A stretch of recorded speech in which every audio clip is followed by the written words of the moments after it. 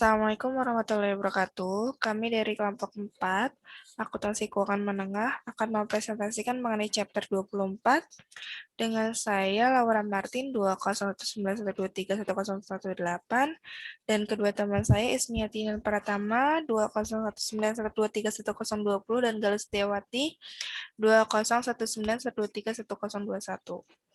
Untuk selanjutnya akan dilanjutkan presentasi oleh teman saya, dipersilakan.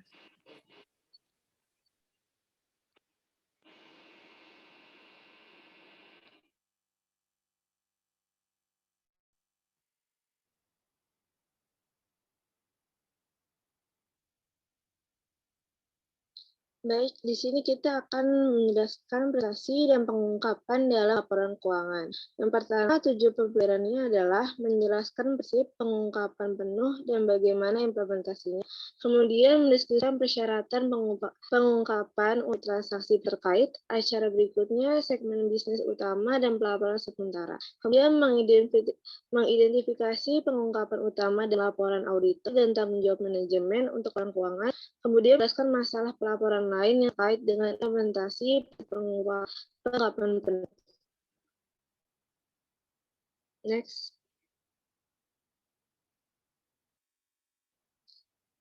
Prinsip pengungkapan penuh. Prinsip pengungkapan penuh menyerukan laporan keuangan dari tiap faktor keuangan yang cukup signifikan untuk mengaruhi penilaian pembaca yang diinformasikan.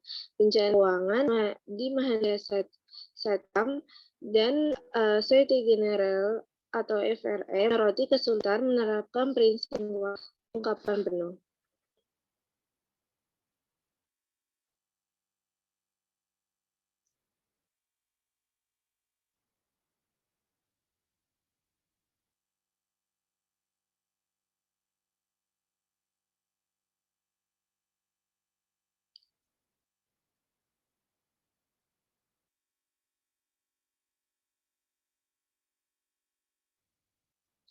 Di sini ada prinsip pengungkapan penuh, yaitu ada financial statement-nya yang berisi statement of financial position, income statement, statement of cash flow, dan statement of changes in equity. Kemudian ada notes to the financial statement, kemudian ada supplementary information, terus ada other means of financial reporting, kemudian ada other information. Contohnya itu seperti discussion of completion, analysis reports, economic statistic, kemudian ada articles about company. Next.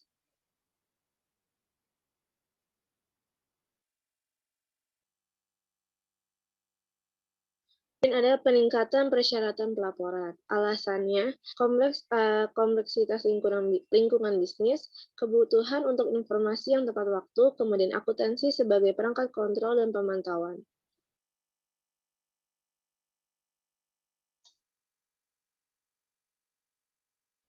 Kemudian di sini ada pengungkapan diferensial. IASB telah mengungkapkan IFRS untuk entitas kecil dan menengah atau UKM. UKM kurang kompleks dalam jumlah cara. Topik yang tidak relevan untuk UKM dihilangkan, memungkinkan lebih sedikit pilihan kebijakan akuntansi. Banyak prinsip untuk mengenali dan mengukur aset, liabilities, pendapatan, dan pengeluaran disederhanakan. Pengungkapan yang jauh lebih sedikit diperlukan. Revisi IFRS untuk UKM akan dibatasi hingga 3 tahun sekali.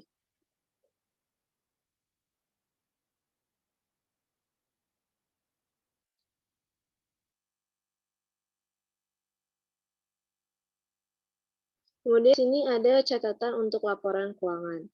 Catatan adalah sarana untuk memperkuat atau menjelaskan item yang disajikan dari isi utama pernyataan. Kebijakan akuntansi. Perusahaan harus menyajikan pernyataan yang mengidentifikasikan kebijakan akuntansi yang diadopsi atau ringkas kebijakan akuntansi yang signifikan. Yang pertama, selain itu perusahaan harus mengidentifikasi penilaian yang dibuat dalam proses penerapan kebijakan akuntansi, kemudian mengungkapkan informasi tentang asumsi yang dibuat. Next.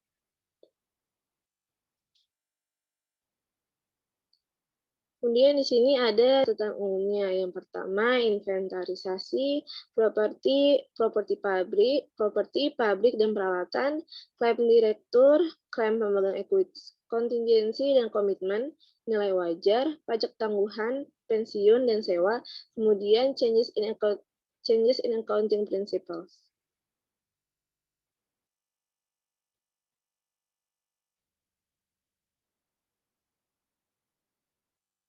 Salah pengungkapan. Pengungkapan transaksi atau acara khusus, transaksi pihak terkait sifat hubungan, jumlah transaksi dan saldo terutang untuk kesenangan sebagai kesenangan atau untuk menyenangkan. Penemu dan ketentuan beban yang diakui selama periode tersebut sehubungan dengan utang yang buruk atau diragukan dengan jatuh tempo dari pihak terkait, kesalahan dan penipu. Next. Kemudian di sini ada kejadian setelah pelaporan.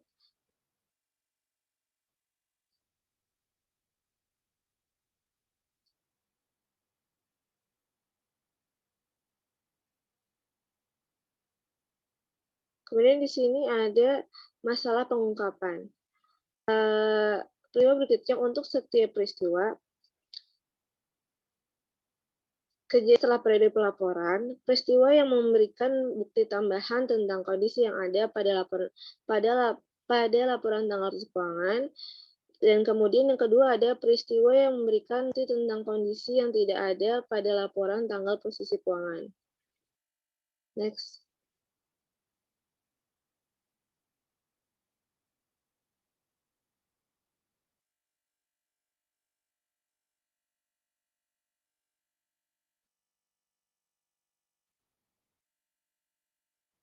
Kemudian di sini ada masa pengungkapan untuk peristiwa menunjukkan apakah perusahaan harus A menyelesaikan laporan keuangan, yang B-nya mengungkapkan dalam catatan kelaporan keuangan, atau yang C-nya tidak menyesuaikan atau mengungkapkan. Nah, di sini yang pertama ada penyelesaian kasus pajak dengan biaya yang jauh melebihi jumlah yang diharapkan pada akhir tahun, yaitu dengan cara menyesuaikan laporan keuangan. Kemudian yang kedua, pengenalan lini produk baru yang dilakukan adalah tidak menyesuaikan atau mengungkapkan. Kemudian yang ketiga ada kehilangan pabrik praktikan karena kebakaran, maka yang harus dilakukan adalah mengungkapkan dalam catatan laporan keuangan. Kemudian penjualan sebagian besar aset perusahaan itu harus disesuaikan di laporan keuangan. Kemudian pensiun dari presiden perusahaan berarti tidak menyesuaikan atau mengungkapkan. Kemudian terakhir penerbitan sejumlah besar saham biasa, maka itu harus diungkapkan dalam catatan laporan keuangan. Next.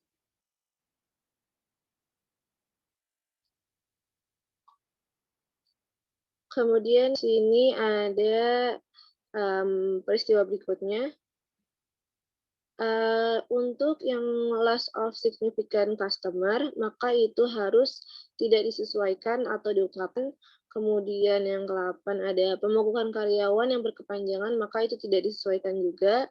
Kemudian kerugian material pada piutang akhir tahun karena kerugian pelanggan, maka itu harus disesuaikan laporan keuangannya. Kemudian mempekerjakan presiden baru, maka tidak disesuaikan laporan keuangannya. Kemudian penyelesaian litigasi tahun sebelumnya terhadap perusahaan, maka harus disesuaikan laporan keuangannya. Kemudian yang terakhir, merger dengan perusahaan lain dengan ukuran yang sebanding, maka harus mengungkapkan dalam catatan laporan keuangan. Next.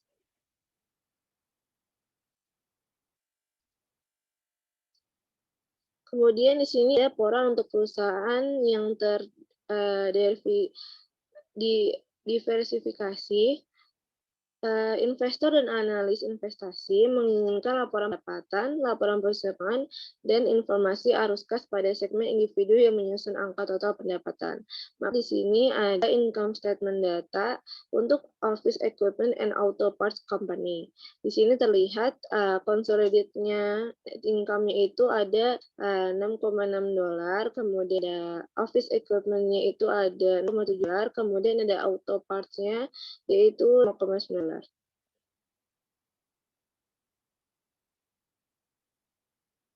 Next. Kemudian di sini ada masalah pengungkapannya, tujuan laporan informasi segmentasi. Untuk memberikan informasi tentang berbagai kegiatan bisnis di mana perusahaan terlibat dari berbagai lingkungan ekonomi di mana ia operasi. Memenuhi tujuan ini akan membantu pengguna pertama lebih memahami kinerja perusahaan, kemudian lebih menilai prospeknya arus kas bersih di masa depan, kemudian yang terakhir membuat penilaian yang lebih terinformasi tentang perusahaan keseluruhan.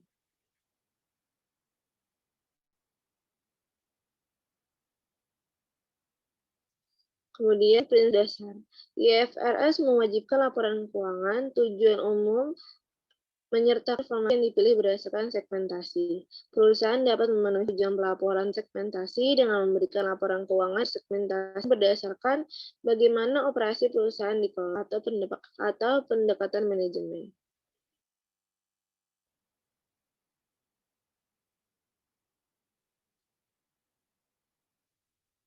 Kemudian mengidentifikasi segmen operasi. Segmen operasi adalah kemampuan perusahaan yang terlibat dalam kegiatan bisnis dari mana ia mendapatkan pendapatan dan membuahkan pengeluaran. Kemudian yang hasil operasinya secara teratur ditinjau oleh kepala pembuat keputusan operasi perusahaan.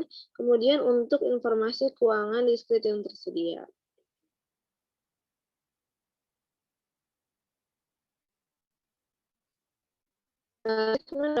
Segmen operasi yang signifikan dan warna itu segmen yang dapat dilakukan jika memenuhi satu atau lebih ambang batas kuantitatif.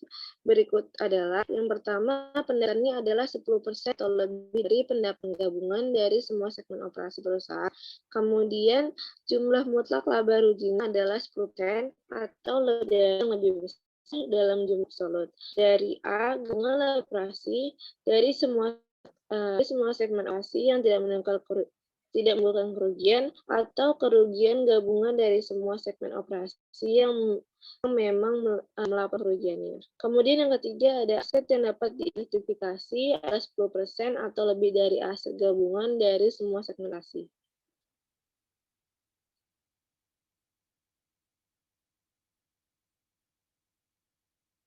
Dalam menerapkan tes ini, perusahaan harus mempertimbangkan dua faktor tambahan. Yang pertama, data segmen menjelaskan sebagian besar perusahaan. Secara khusus, hasil tersegmentasi harus sama atau melebihi 25% dari penjualan gabungan kepada pelanggan yang tidak terafiliasi untuk seluruh perusahaan. Kemudian yang kedua, ISB memutuskan bahwa 10 adalah batas atas yang wajar untuk jumlah segmen yang harus diungkapkan perusahaan.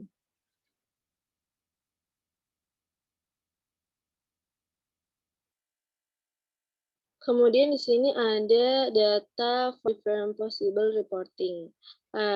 Di sini ada segmen yang total revenue unaffiliated-nya itu 2.050 euro. Kemudian ada operating profit loss-nya itu totalnya 85 euro. Kemudian ada identifiable asset-nya itu 970 euro. Perusahaan akan dapat tes sebagai berikut. Tes 10% kali 2.050 euro jadinya 250 atau dan investasi.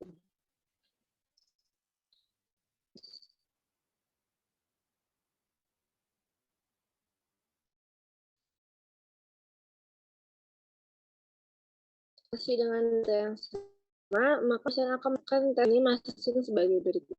Setelah operasi euronya itu 20 kali $100 itu jadi euro, maka jadinya euro. Ini pada menang A, C, D, dan tes ini.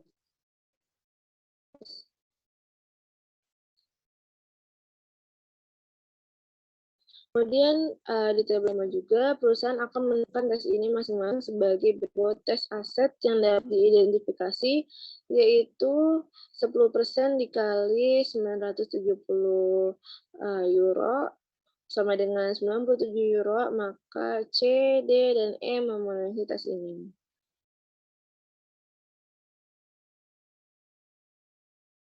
Oleh karena itu, segmen laporan adalah C dan E dengan asumsi bahwa keempat segmen ini memiliki penjualan yang cukup untuk memenuhi 75% dari tes penjualan gabungan.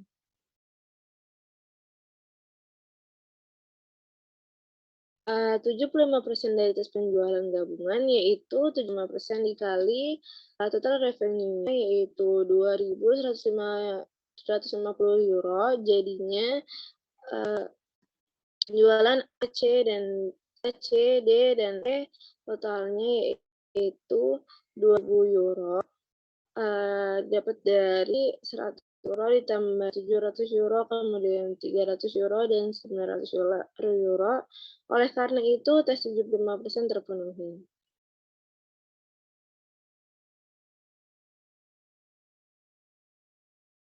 Selanjutnya akan dijelaskan oleh teman saya, Tintan Pratama. Masalah pengungkapan. Prinsip pengukuran. Prinsip akuntansi yang digunakan perusahaan untuk pengungkapan segmen tidak harus sama dengan prinsip yang mereka gunakan untuk menyusun laporan konsolidasi. IASB tidak memerlukan alokasi biaya bersama umum atau seluruh perusahaan semata-mata untuk tujuan pelaporan eksternal. Biaya umum adalah biaya yang dikeluarkan untuk kepentingan lebih dari satu segmen dan yang lainnya, saling terikat mencegah pembagian biaya yang sepenuhnya objektif di antara segmen. Masalah pengungkapan informasi tersegmentasi dilaporkan, IASB mengharuskan perusahaan melaporkan hal-hal berikut. Informasi umum tentang segmen operasi, segmen laba rugi, dan informasi terkait segmentasi aset dan kewajiban. Rekonsiliasi, informasi tentang produk dan layanan dan wilayah geografis pelanggan utama. Masalah pengungkapan laporan sementara mencakup periode kurang dari 1 tahun. IFRS mengharuskan perusahaan untuk mengikuti pendekatan diskrit. Perlakuan setiap periode interim sebagai periode akuntansi yang terpisah. Ikuti prinsip penangguhan dan akrual yang digunakan untuk laporan tahunan. Laporan transaksi akuntansi saat terjadi dan pengakuan biaya tidak boleh berubah dengan periode waktu yang dicakup. Masalah pengungkapan masalah unik pelaporan interim, pajak penghasilan musiman, pajak penghasilan musiman. Laporan auditor dan manajemen opening tidak dimodifikasi. Auditor menyatakan pendapat bahwa laporan keuangan disajikan secara wajar sesuai dengan IFRS. Pendapat lainnya memenuhi syarat merugikan penolakan.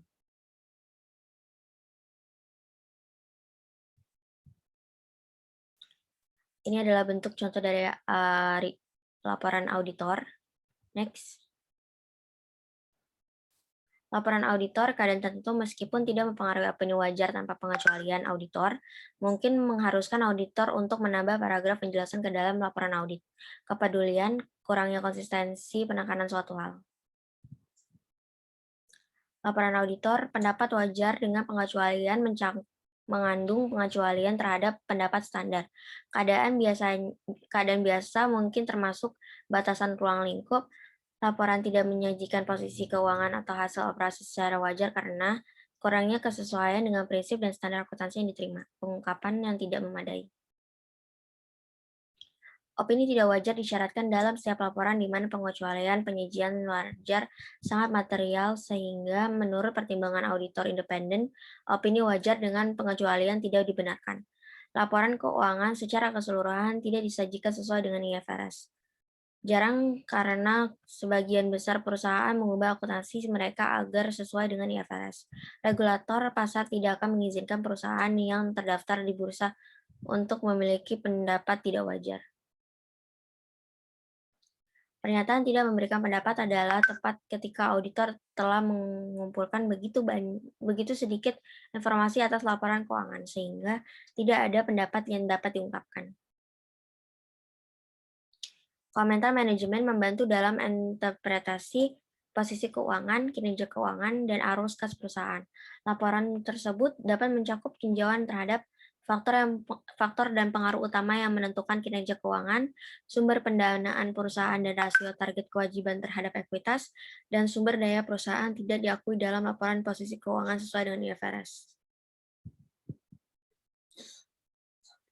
Tanggung jawab manajemen atas laporan keuangan.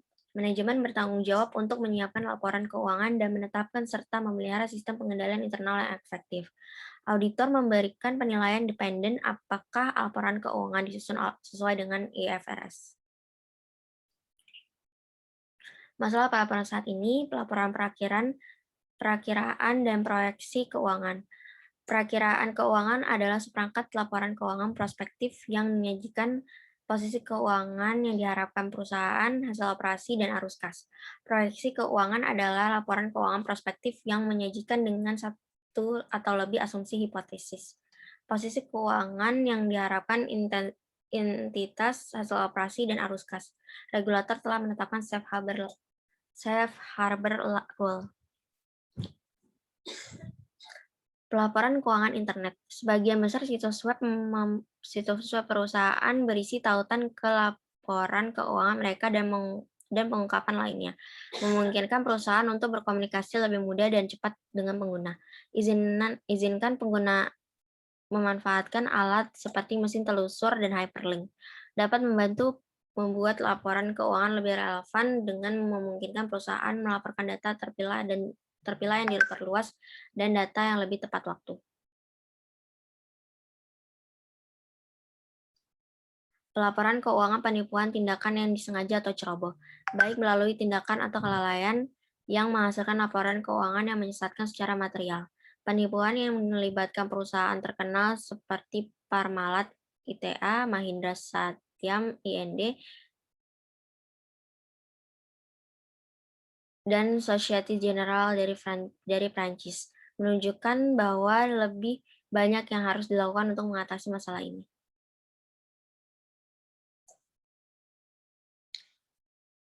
Next. Laporan keuangan penipuan, penyebab laporan keuangan kecurangan, penyebab umumnya adalah keinginan untuk mendapatkan harga saham yang lebih tinggi, untuk menghindari default pada perjanjian pinjaman, atau untuk membuat keuntungan pribadi dari beberapa jenis, yaitu bentuk kompensasi tambahan atau promosi.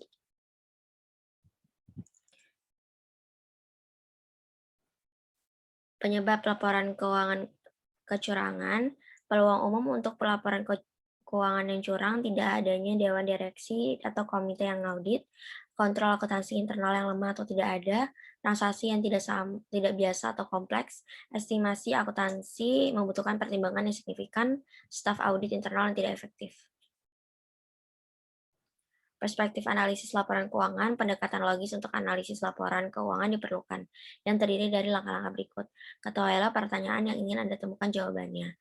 Ketahui pertanyaan-pertanyaan yang dapat dijawab oleh rasio perbandingan tertentu. Cocokkan 1 dan 2 di atas. Dengan pencocokan seperti itu, analisis pernyataan akan memiliki arah dan tujuan yang logis. Perspektif analisis laporan keuangan, analisis mencakup pemahaman bahwa laporan keuangan melaporkan masa lalu. Rasio tunggal dengan sendirinya tidak mungkin sangat berguna. Kesadaran akan keterbatasan angka akuntansi yang digunakan dalam analisis. Jenis rasio utama, ada rasio likuiditas, ukuran kemampuan jangka pendek perusahaan untuk membayar kewajiban yang jatuh tempo. Ada rasio aktivitas, ukuran seberapa efektif perusahaan menggunakan aset yang digunakan. Rasio profitabilitas, ukuran tingkat keberhasilan atau kegagalan suatu perusahaan atau divisi tertentu untuk jangka waktu tertentu. Rasio cakupan, ukuran tingkat perlindungan bagi kreditur dan investor jangka panjang.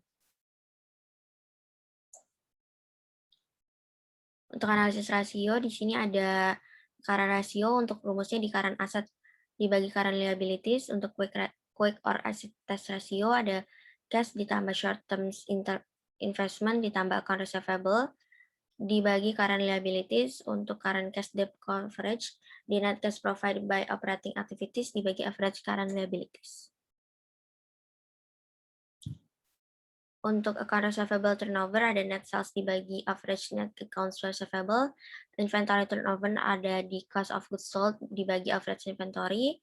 Untuk asset turnover ada di net sales dibagi average total asset. Untuk profit margin on sales ada di net income dibagi net sales, return on asset, net income dibagi average total asset. Untuk return on ordinary share capital equity ada di net income dikurangi preference dividend dibagi average shareholders equity dikurangi ordinary. Untuk earnings per share ada di net income dikurangi preference dividend dibagi weighted average share outstanding. Untuk payout ratio di cash dividend dibagi net income. Selanjutnya akan dibaca oleh teman saya, Laura Martin.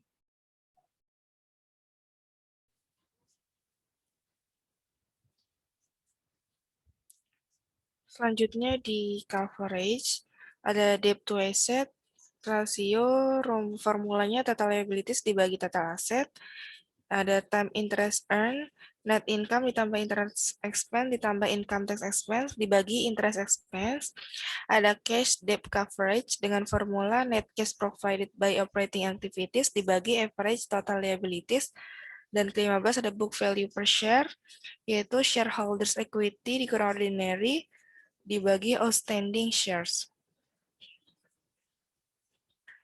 Ada keterbatasan analisis rasio.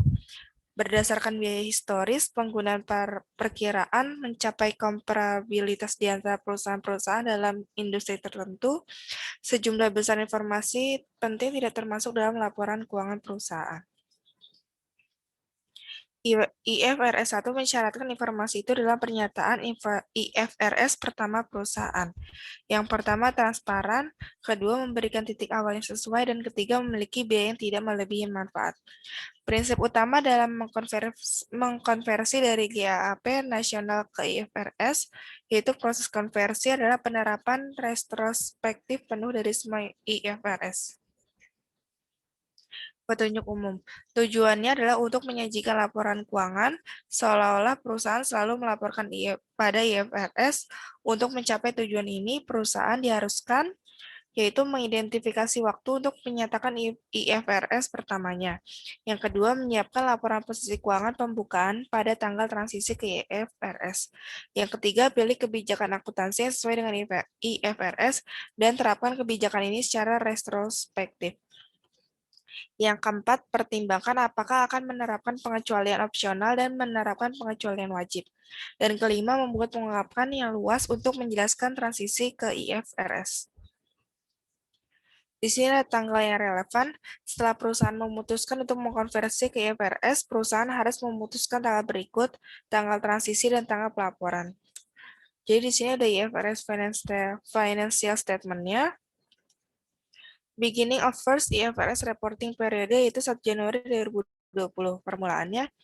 Di sebelah kiri ada comparable period, yaitu date of transition-nya pada 1 Januari 2019, dan sebelah kanan itu ada first IFRS reporting period-nya, yaitu reporting date. Tanggal pelaporannya pada 31 Desember 2020. Ada langkah implementasi. Laporan posisi keuangan IFRS pembuka. Proses melibatkan langkah-langkah sebagai berikut. Yang pertama, menyertakan semua aset dan kewajiban yang diisyaratkan IFRS. Kedua, mengecualikan aset dan kewajiban apapun yang tidak diizinkan oleh IFRS. Yang ketiga, klasifikasikan semua aset, kewajiban, dan ekuitas sesuai dengan IFRS. Keempat, ukur semua aset dan kewajiban menurut IFRS. Selanjutnya ada pengecualian dari perlakuan retrospektif. Dewan mengidentifikasi 3 area di mana perusahaan dilarang menerapkan retrospektif dalam adopsi IFRS pertama kali, yaitu perkiraan, akuntansi lindung nilai, dan kepentingan non-pengendali. Pengecualian dari perlakuan retrospektif. Perusahaan dapat memilih pengecualian dari aplikasi retrospektif untuk satu atau lebih bidang berikut. Yang A, transaksi pembayaran berbasis saham. Yang B, nilai wajar atau revaluasi sebagai biaya perolehan. Yang C, sewa. D, imbalan kerja. E, instrumen keuangan majemuk. F, pengukuran nilai wajar aset keuangan atau liabilitas keuangan pada saat pengakuan awal. Yang G, kewajiban penghentian termasuk dalam biaya aset tetap. Yang H, biaya pinjaman. Ada presentasi dan pengungkapan.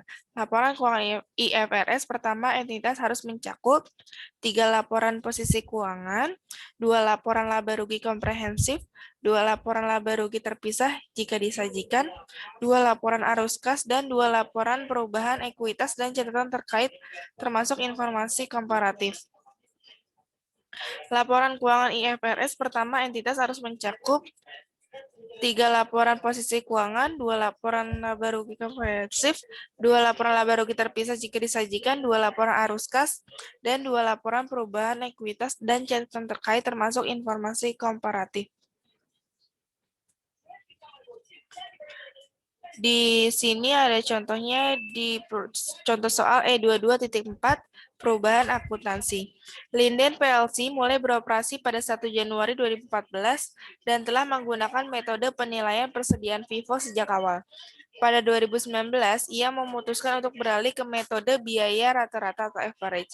Anda diberikan informasi berikut. Di sini disediakan net income sama return earnings.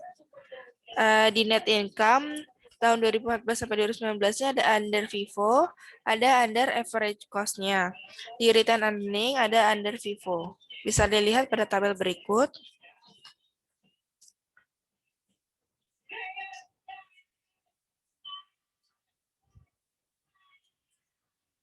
Untuk instruksinya, yang A, berapa saldo awal laba ditahan pada 1 Januari 2016 jika Linden menyusun laporan keuangan komparatif mulai tahun 2016?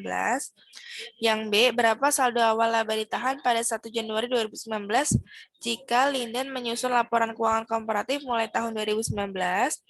Yang C, berapa saldo awal laba ditahan pada 1 Januari 2020 jika Linden menyusun laporan keuangan periode tunggal untuk tahun 2020? Dan yang D, berapa laba bersih yang dilaporkan Linden dalam laporan laba rugi 2019 jika menyusun laporan keuangan komparatif mulai tahun 2017? Dan ini untuk jawabannya. Yang A, di sini return earnings 1 Januari-nya itu dilaporkan pada tahun 2011 yaitu $160.000. Cumulative effect of change in accounting principal to average cost-nya minus 15.000. Didapatkan dari 10.000 di tahun 2009 dan 5.000 tahun 2010. Maka return earnings-nya 1 Januari didapatkan 145.000. Yang B, return earnings 1 Januari-nya dilaporkan pada tahun 2014 yaitu $590.000.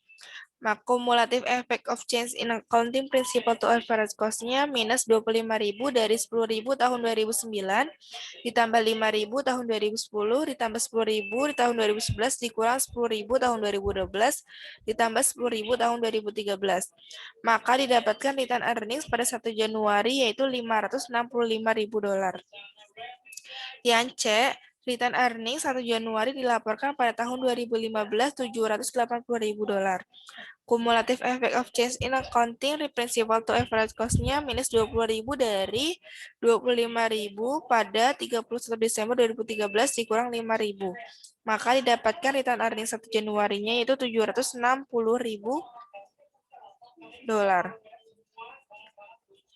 Untuk yang D didapatkan net income-nya pada 2012 $130.000, 2013 $290.000, 2014 $310.000. Selanjutnya akan disampaikan teman saya Ismiati. E22.15, entry koreksi kesalahan, audit pertama atas pembukuan perusahaan Fenimore dilakukan untuk tahun yang berakhir pada tanggal 31 Desember 2019. Dalam memeriksa pembukuan, auditor menemukan bahwa item tertentu telah diabaikan atau ditangani secara tidak benar dalam 3 tahun terakhir. Barang-barang tersebut adalah pada awal tahun 2017, perusahaan membeli mesin seharga $510.000, nilai sisa $51.000, yang memiliki masa manfaat 5 tahun. Pembukuan menggunakan depresiasi garis lurus, tetapi gagal mengurangi nilai sisa dalam menghitung dasar depresiasi selama 3 tahun. Yang kedua, pada akhir tahun 2018, perusahaan gagal memperoleh gaji penjualan sebesar $45.000. Yang ketiga, gugatan pajak yang melibatkan tahun 2017 diselesaikan pada akhir tahun 2019. Ditentukan bahwa perusahaan berutang tambahan $85.000. Dalam pajak terkait dengan tahun 2017, perusahaan tidak mencatat kewajiban pada tahun 2017 atau 2018 karena kemungkinan kerugian dipertimbangkan remote dan mendebit $85.000 ke akun kerugian pada tahun 2019 dan mengkreditkan tunai dengan jumlah yang sama. Yang keempat, perusahaan Fenimore membeli hak cipta dari perusahaan lain di awal tahun 2017 seharga $50.000. Fenimore tidak diamortisasikan hak cipta karena nilainya tidak berkurang. Hak cipta memiliki masa manfaat pada pembelian 20 tahun. Yang kelima, pada tahun 2019, perusahaan menghapus $87.000 dari persediaan yang dianggap usang. Kerugian ini dibebankan langsung ke laba ditahan dan dikreditkan ke persediaan. Instruksinya, siapkan entry jurnal yang diperlukan pada tahun 2019 untuk mengkoreksi pembukuan dengan asumsi bahwa buku tersebut belum ditutup, mengabaikan efek koreksi pada pajak penghasilan. Untuk jawabannya di nomor 1, untuk jurnalnya di debit accumulated depreciation equipment 25.500, depreciation expense di kredit 8.500, return earning di kredit 17.000. Depreciation taken-nya itu ada di 170.000 untuk tahun 2013 sampai 2014. Untuk di tahun 2015 ada 85.000, pengurangannya ada di depreciation 153.000 di tahun 2013 sampai 2014, di tahun 2015 pengurangannya ada di 76.500. Maka hasilnya 2013 sampai 2014 17.000 dan di 2015 8.500. Yang kedua, return earnings di debit 45.000 dan di kreditnya salaries and wages expense 45.000. Untuk yang tiga, tidak di jurnal.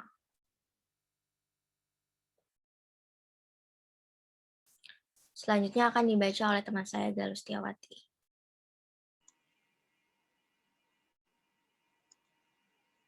Di sini ada problem 22.4.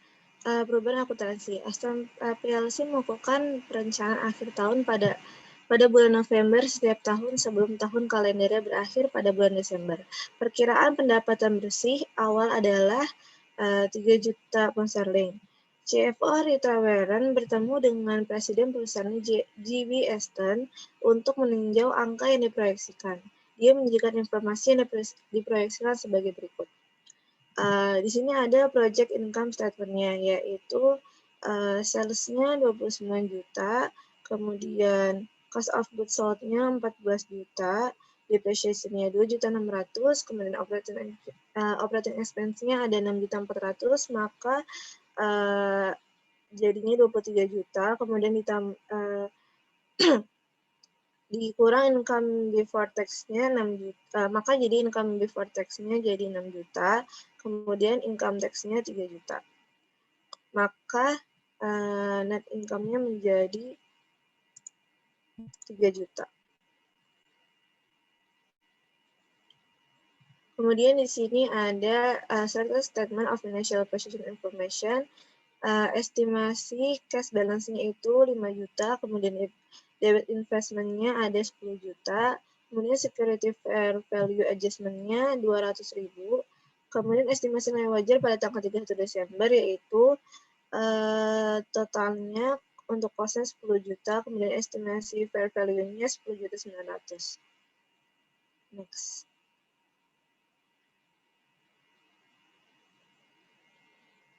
Di sini juga terdapat informasi lainnya, yaitu equipment-nya 3 juta, accumulated depreciation-nya 1.200.000, new robotic equipment 5 juta, accumulated depreciation 2 juta. Perusahaan belum pernah menggunakan peralatan robot sebelumnya, dan Warren mengambil metode yang dipercepat karena teknologi peralatan robot yang berubah dengan cepat. Perusahaan biasanya menggunakan penyusunan garis lurus untuk peralatan produksi. Aston menjelaskan pada Warren bahwa penting bagi perusahaan untuk menunjukkan pendapatan 7 juta sebelum pajak karena Aston menerima bonus 1 juta jika pendapatan sebelum pajak dan bonus mencapai 7 juta. Aston juga tidak ingin perusahaan membayar lebih dari 3 juta pajak penghasilan kepada pemerintah. Kemudian instruksinya yang pertama, apa yang dapat dilakukan Warren dalam IFRS untuk mengakomodasi keinginan Presiden untuk mencapai pendapatan 7 juta sebelum pajak dan bonus, sajikan laporan laba rugi yang direvisi berdasarkan keputusan Anda, kemudian apakah tindakannya etis, siapa pemangku kepentingan dalam keputusan ini, dan apa pengaruh tindakan Warren terhadap kepentingan mereka. Kemudian di sini ada project income statement-nya untuk Aston Corporation, yaitu sales-nya 29 juta dolar, Kemudian income before income tax-nya ada $7 juta. Kemudian ditambah dengan unrealized holding gain yaitu 1 juta. Kemudian ada income before tax and bonusnya menjadi 8 juta. Kemudian ditambah presiden bonusnya 1 juta, maka income before income tax-nya 7 juta. Kemudian income tax yang didapat dari current-nya itu 3 juta dan leverage-nya itu 500.000, maka jadi income tax-nya 3.500.000, maka income before income tax dikurang dengan income tax menjadi 3.500.000 untuk net income.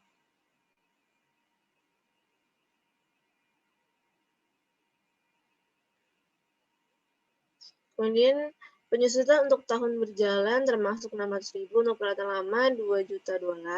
Untuk peralatan robot. Jika peralatan robot diubah menjadi garis lurus, penyusutan hanya $1 juta dan totalnya adalah $1.600.000. Kemudian dengan mendesak Dewan Direksi untuk mengubah klasifikasi sekuritas A dan B menjadi sekuritas perdagangan, pendapatan meningkat sebesar pengakuan $1 juta dari holding gain. Kemudian keuntungan kepemilikan yang belum direalisasi saat ini tidak dikenakan pajak sampai surat berharga tersebut dijual.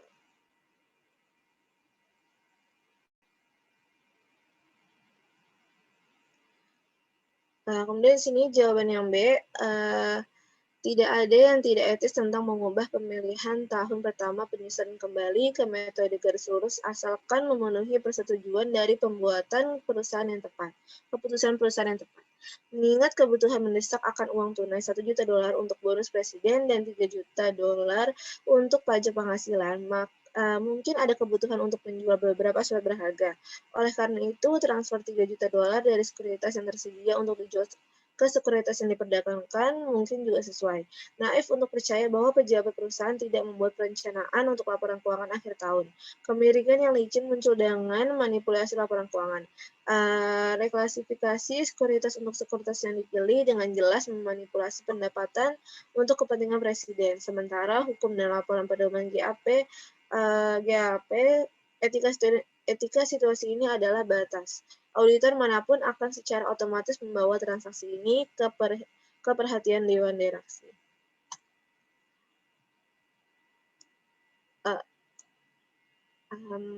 Sekian presentasi dari kelompok kami, kurang lebihnya mohon maaf. Assalamualaikum warahmatullahi wabarakatuh.